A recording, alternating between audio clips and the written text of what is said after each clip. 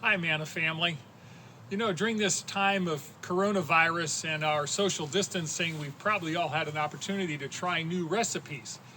Well, I want to share a recipe from God's Word for you today from Psalm 1. In Psalm 1, God gives us a recipe for spiritual blessing. And He says, if you don't do three things, and if you do two things, then you get an outcome that will be a sweet, blessed life. Psalm 1 says, "How blessed is the man who does not walk in the counsel of the wicked, nor stand in the path of sinners, nor sit in the seat of scoffers. But his delight is in the law of the Lord, and on his law he meditates day and night. And he will be like a tree firmly planted by streams of water, which yields its fruit in its season, and its leaf does not wither, and in whatever he does he prospers." So there are three things that a person blessed by God should not do. Number one, do not walk in the counsel of the wicked, stand in the path of sinners, or sit in the seat of scoffers. So a person blessed by God does not believe like the wicked, behave like the sinner, or belong with the scoffers. Now, walking in the counsel of the wicked has to do with your mind.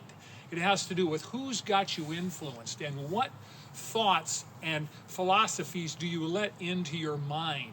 We live in a world that's trying to influence us all the time, and refusing to let your mind be influenced by anti-God philosophy or counsel that disagrees with God's word. Any counsel that disagrees from God's word is by definition wicked, and so we should not walk in it. We should not live according to it. Number two, not only do not believe like the wicked, don't behave like the sinners. And this is really a word picture. You kind of see a path behind me, and it says, "Do not stand in the path of sinners." It has the picture to do with someone who's actually waiting for sinners to come by so they can associate with them. Now, he's not talking about someone who sins occasionally and repents and walks back with the Lord. This is someone who habitually behaves in a sinful pattern because they love their sin and they're practiced at it. And Proverbs says, of course, do not associate with foolish people or you will become foolish. He who walks with wise men will be wise, but the companion of fools will suffer harm.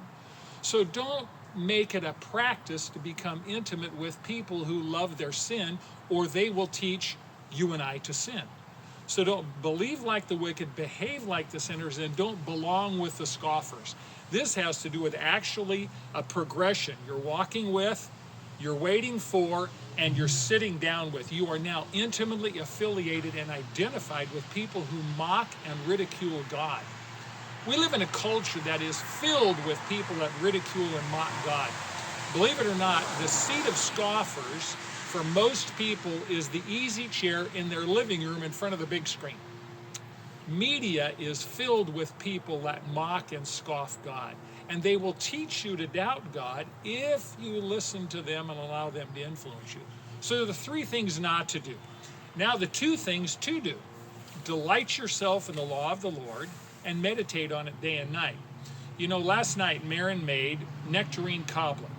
She didn't have to persuade me to eat nectarine cobbler, lots of it, because I delight in it.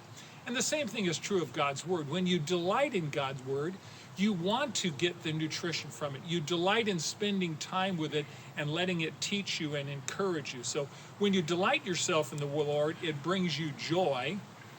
When you meditate in it, that means to think about it over and over, to literally chew on it, to extract all the nutrition from it. And you do that day and night because the law of the Lord, the Word of God, the Bible, brings you such delight. That's a life that's blessed by the Lord. So if you don't do three things and do two things, then you get an outcome. And he gives us a word picture. And you'll be like a tree firmly planted by streams of water. A tree is a very stable plant. It's usually the dominant plant in its biosphere. And this tree is a productive tree. It bears fruit, a spiritually productive life, and it's an evergreen tree because its leaf doesn't wither, which means it doesn't matter what the external environment is. If our lives are grounded in the Word of God and we're drawing nourishment and life from the Word of God like a tree by a river, then the environment, regardless of how difficult it is, won't impede our ability to produce fruit on a regular basis, and on an evergreen basis, the leaf does not wither. The last one is a universal blessing of the Lord, and it says, whatever you do, you'll prosper. And that has far more to do with the spiritual blessing of the Lord than just physical blessing, although that is a part of it. So if you want a blessed life by the Lord, don't walk in the counsel of the wicked, don't stand in the path of sinners, don't sit in the seat of scoffers, but do delight yourself in the law of the Lord, meditate on it day and night, and then you will experience the recipe of a blessed life. Remember, God designed us to do life together,